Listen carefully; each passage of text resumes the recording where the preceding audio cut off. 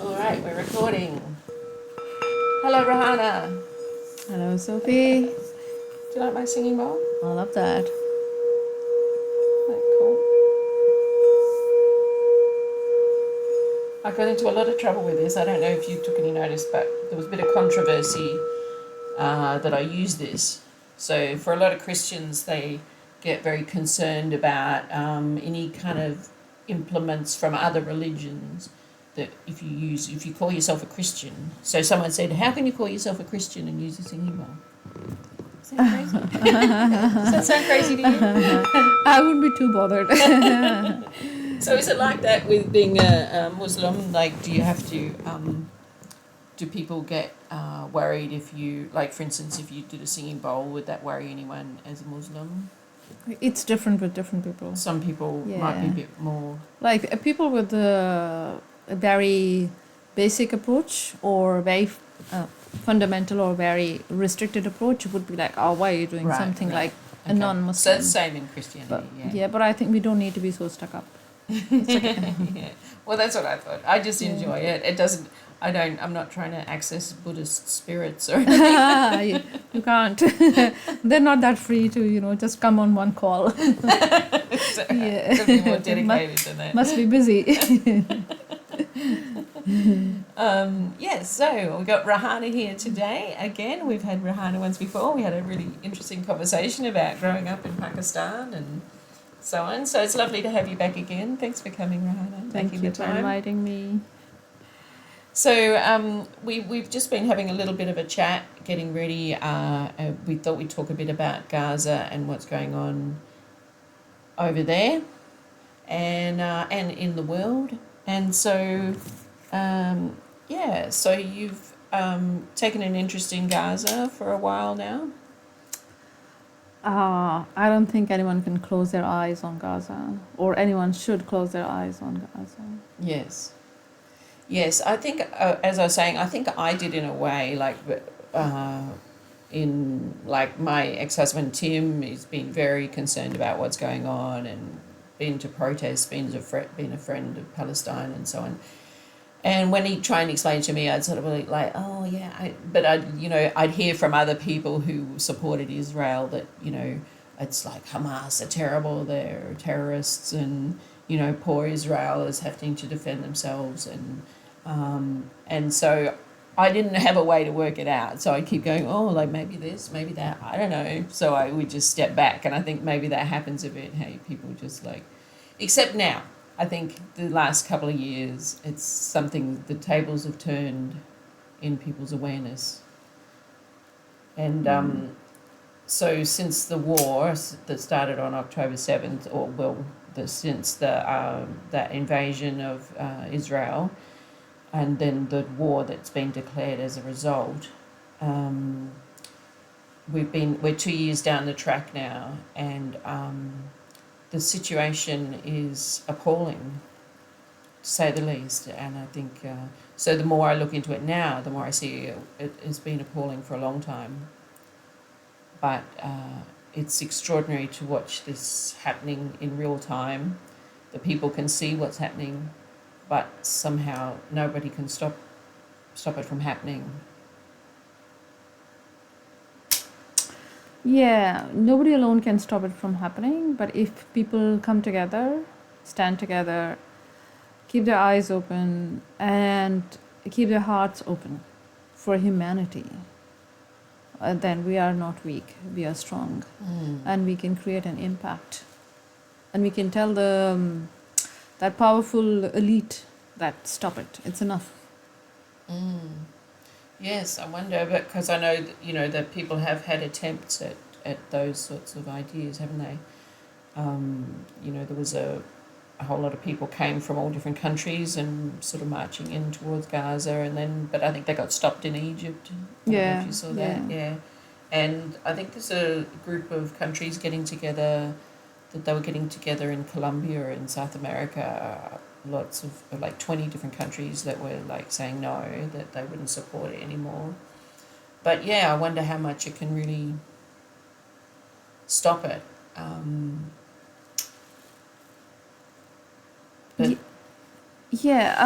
That's true. unless and until the governments they stand up to do the right thing, public can build a pressure, but they cannot do anything unless and until they take the law in their hands or they take the power in their hands.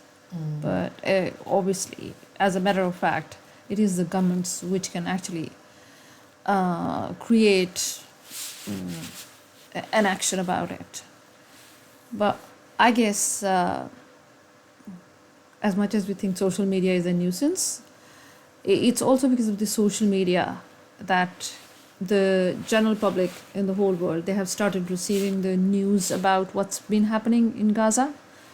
Not since these 2 years, but actually long before that. Yeah. So until there was just the controlled media, people had just one point of view. Yeah. But after this social media, the age of social media, people have started learning about what's actually happening Yes. in Gaza, in Palestine, and in different parts of the world Yes. to anyone who's powerless or weak. Yes. Not You're just right. Muslims. It's extraordinary the times we're living in terms of awareness.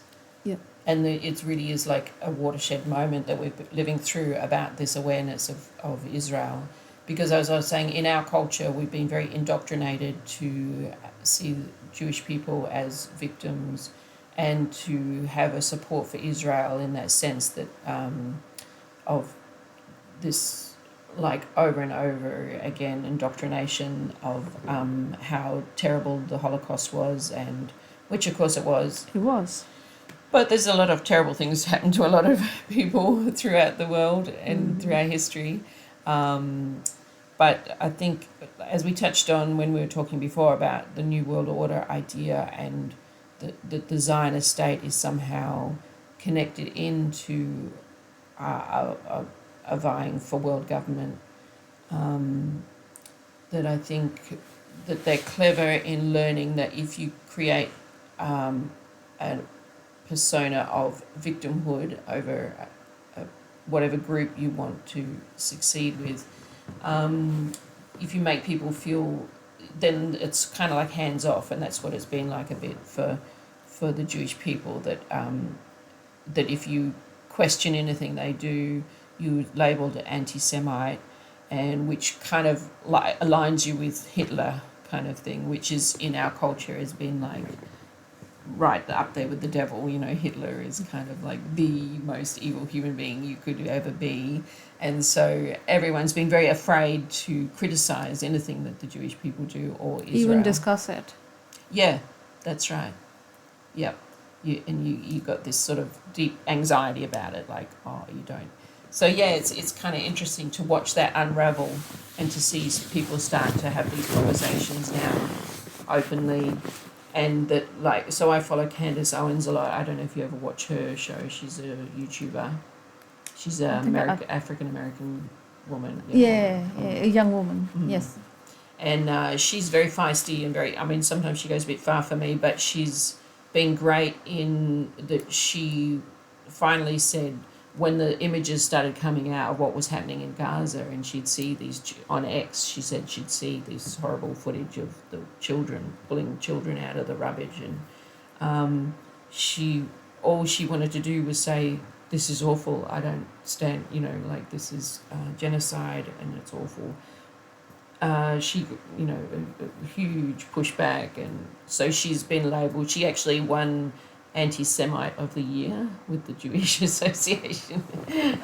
But she's obviously clearly not anti-Semitic. She clearly grew up with Jewish people, has nothing against Jewish people, but has just come to realise that there's something dodgy going on with the war in Gaza, and that it's okay to talk about it. And so it feels like she's really broken that open, and there's a lot more conversation now. And I feel like the Zionists are kind of losing control of the narrative a bit, like you said, because of the social media aspect of our world now that is so important. What's the name of that guy, Piers Morgan, who was interviewing everyone and asking them, do you condemn Hamas and condemn? That's right. Even him finally opened Yes, he opened his had to eyes. realise, yes. Yeah, he This realized. was not humane. Yeah, yes. Of course, Jews went through a very bad time of the history of the Holocaust and everything. But Muslims didn't do that. Palestinians didn't do that to them. So I don't understand why they take their rage out on them, or it's just a mindset, a cowardly mindset. Sorry, my English is not that great.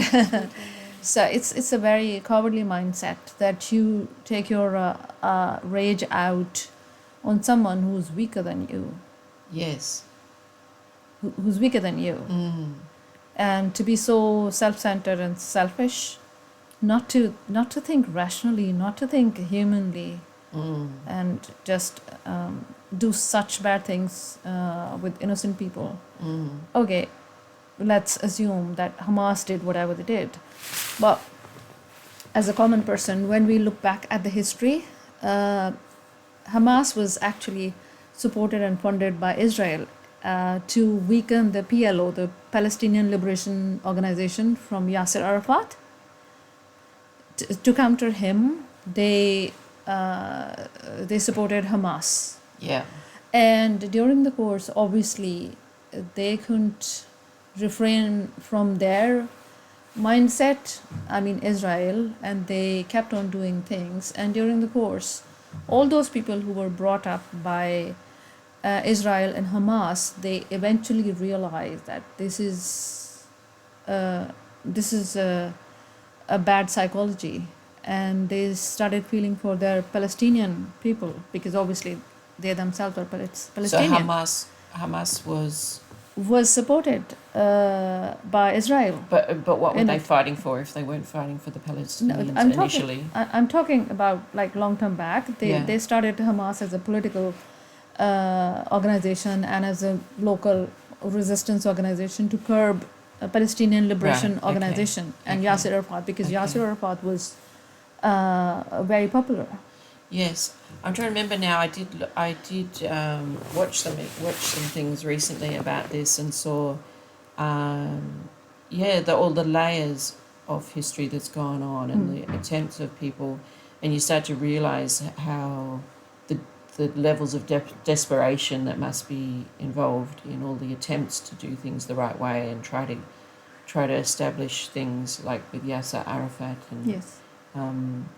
So probably when Hamas actually came in power, they started bearing the burden of the public of Palestine or people of Gaza.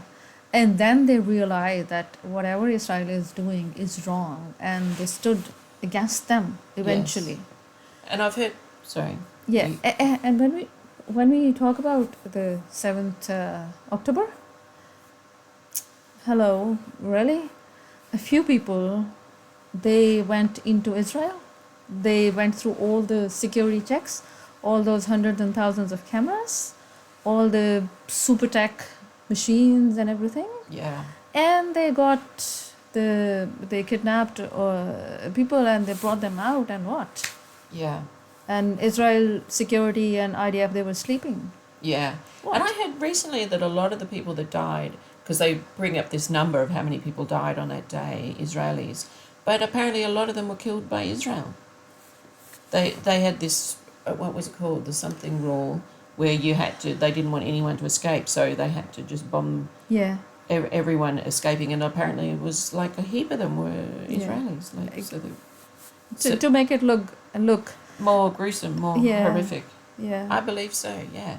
So I've from the things as I've been sort of exploring geopolitics more, it hasn't been a natural interest of mine, but since COVID I've kind of gone down many rabbit holes and realised that that countries do these things called false flags, and they do set up things to justify what they want to do.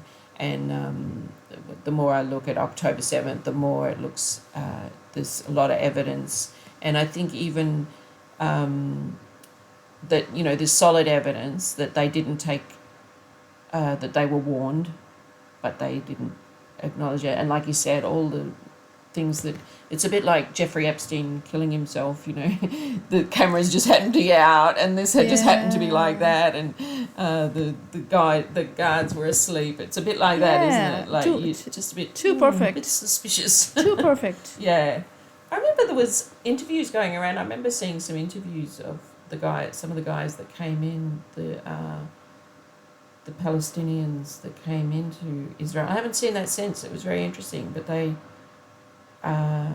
were sort of tricked. They felt they'd been tricked. That they'd been told to do something, and I don't know. It was just interesting. I don't know if anyone else saw that, but that was a bit of an off the track little memory there. But yes, I'm sure it's going to come out more and more because you have these different layers of information, and of course, a lot of people don't realise that Bibi Netanyahu is actually, they want to try him.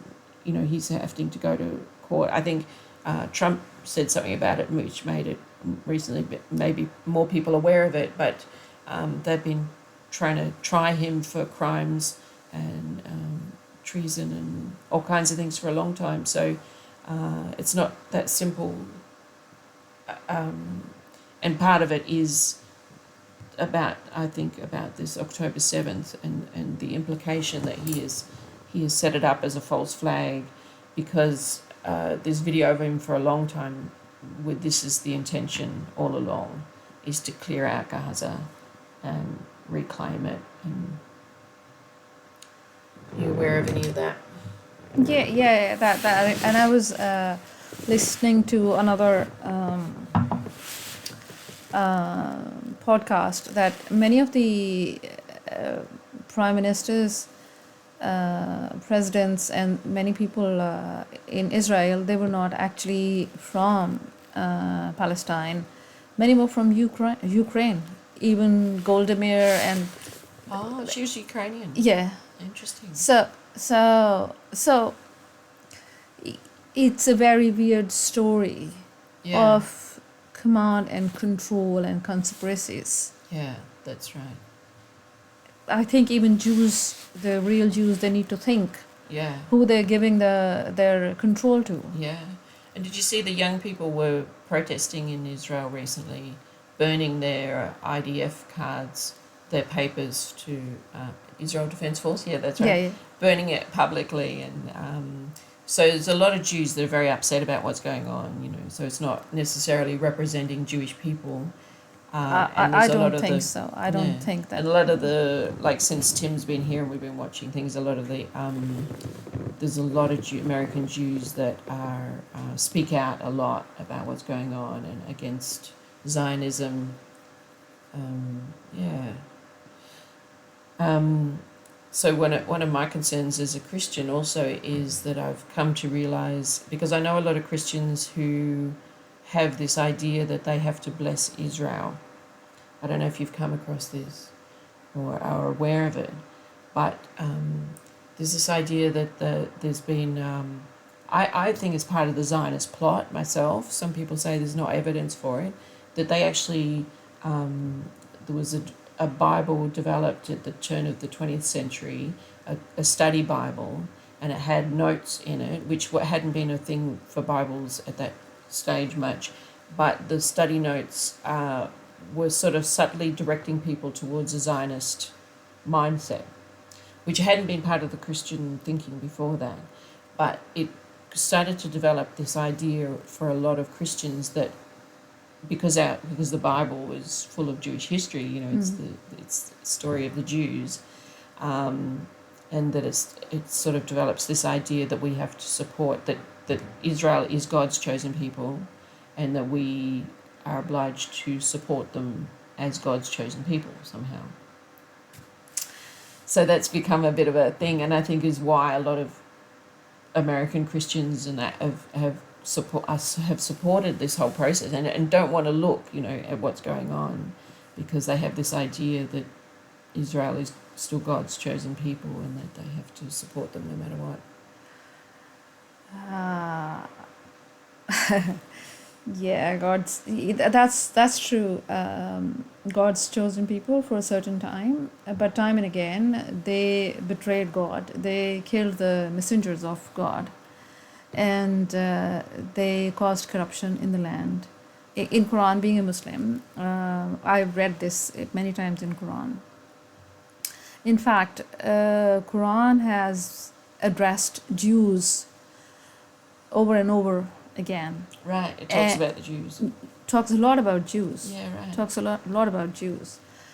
And it also says actually that for God, the religion right from the beginning was Islam. And what is Islam is basically to submit to God. Don't hold anyone associated with him, and only worship him. Be fair and kind and be honest, and remember God, and like create justice in the land. So that's the concept of being a Muslim. Anyone who believes in one God, anyone who's fair, anyone who prays to God, and is honest and steadfast is a Muslim actually. So I personally, or Muslims, don't think that Christians or Jews are separate. It's just names. And if Christians think that they need to give their support or blessings to Jews, we need to think as humans that who are Christians? Christians were also Jews basically. When Christ came, there were no Christians. It was a name or ethnicity given or titled after Jesus Christ. Yes. So they were all Jews basically. And it's the whole teaching goes against what the New Testament says, because the New Testament says that when you enter into Christ, there's no Jews, no Greeks, no male, no female. Everyone is one in Christ, kind of thing. So, Yeah. So yeah, I think it's a false teaching, but that's really interesting. Your perspective there. That's beautiful, and that's true. I think basically it's about. Hearing God is hearing the call to justice, to righteousness, to truth, to honesty, to live honorably, to love each other. And I would agree with that there's something very fundamental, and that the religion can only help to kind of see that. Bad religion will block you from that, but good religion will help you see that and want to live that. But of course, I have an allegiance to Christianity and everything that it has to offer. But I think it's really interesting, the idea that there is this fundamental good religion. So that is the religion basically, and it is for everyone. It's not for Muslims. It's not for Jews. It's not for Christians. It is for everyone. Because there's only one God. If there were like several different gods, there would have been different policies and different conflicts. But because there's just one God, and why would the God want the human beings to be, unfair to one another? And he never said that one party can do whatever they like, but they're still going to be chosen, and the other party, however good they are, they're always going to be. Yes. Yeah, that doesn't make sense. It doesn't make sense. So everyone needs to look at the real standards of humanity, that we're all equal. Everyone deserves respect, everyone deserves kindness, everyone deserves justice. And we should try to get rid of this mindset of supremacy, that only only Jews are supreme, or only Christians are superior, or only Muslims are superior. Our God is going to judge everyone according to what they did actually in their lifetime, good or bad. How kind or how corrupt they have been, how fair they have been, or how bad they have been to other people. So it is wonderful that now the world has started realizing whether 7th of October was fake or real or whatever, there is a limit to avenge something. There's a limit. Can we really justify that? Let's say, although it doesn't make sense that 7th of October was real, let's say even if it was real, does it equate to what the Israel is doing to Palestinians, to the people of Gaza. To women I, and children. I mean, look at that graveyard of those localities. All the buildings, they have literally been smashed to the ground. And whoever we are, Muslim, Christian, believer, not non-believer, religious, non-religious, just think of yourself under that rubble. Just think of your child under that rubble. Just imagine for a few minutes your son or your daughter without limbs, without legs, without arms. Can you sleep? Can you ignore it? No. No. Yeah. And now there's this awful situation with food and not letting enough supplies in, and children starving to death, and being shot at coming to get Yes. food, starving people trying to find food. This is crazy. This is sick. It's sickness. No human in the right mindset can do this. Yeah. And have them, boxed in like that, like they can't escape, and they have no defense. They're just sitting ducks. In the heat, in the cold, with thirst, with hunger, without sanitation, without safety, without privacy, without normal. And what do we expect? That, okay, everything passes and this phase will also pass. What do you expect those people's mindset after this? Do we expect a very healthy, compassionate society? No. No. Going to take a lot of healing, It is. Don't know how. And when I, as an Australian, when I think of it, I'm living in Australia since a few years, and in this society I've seen that the dogs have rights, the cats have rights, people have all sorts of healing and protection and everything in our society. We're very lucky. But at the same time, being Australian and living this privileged life, why do we think that people on the other side of the world, they don't have these rights? Do they not feel pain? Do they not feel hungry? Do they not feel unsafe? And all on. So part of it is just feeling defenseless, feeling helpless. You don't know what you can do.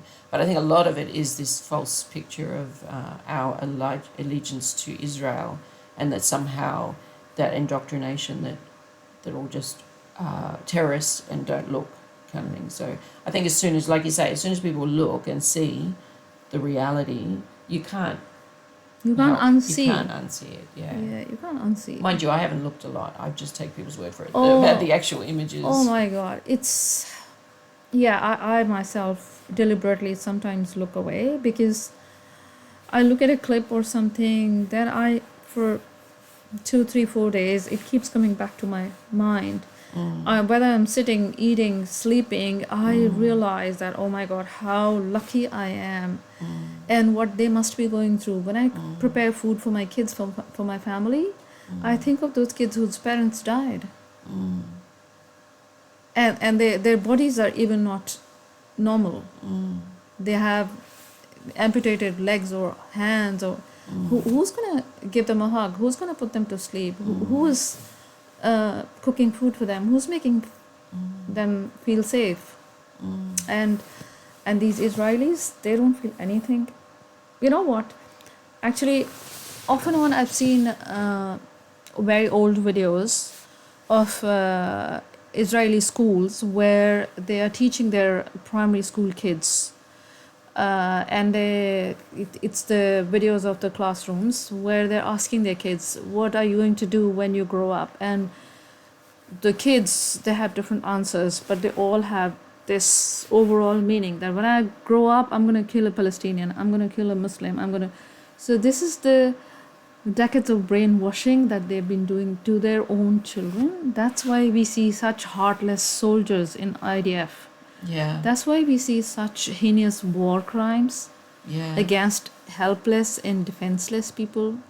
Yes, I've heard terrible things about them, like boasting about it. Yeah. What they do. Yeah.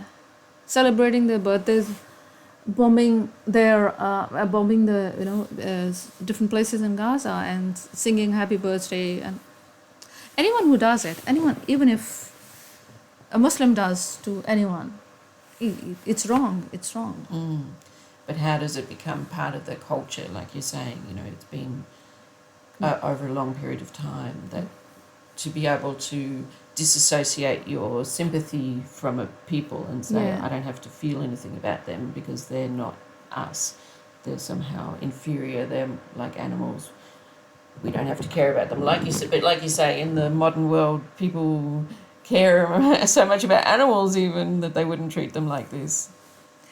And whoever is listening to our podcast, I would question or remind the authorities about it, that it is wonderful. We are very lucky in Australia that we have so many rights, but at the same time, we should think about other people who are suffering through such a bad phase of their life and of the history, and question yourself, who are you siding with, and are you going to be able to justify this on the day of judgment? Because there is a day of judgment, because God has given us time, this time of the life, to do good or bad, and we're all going to go back and answer him about whatever we did.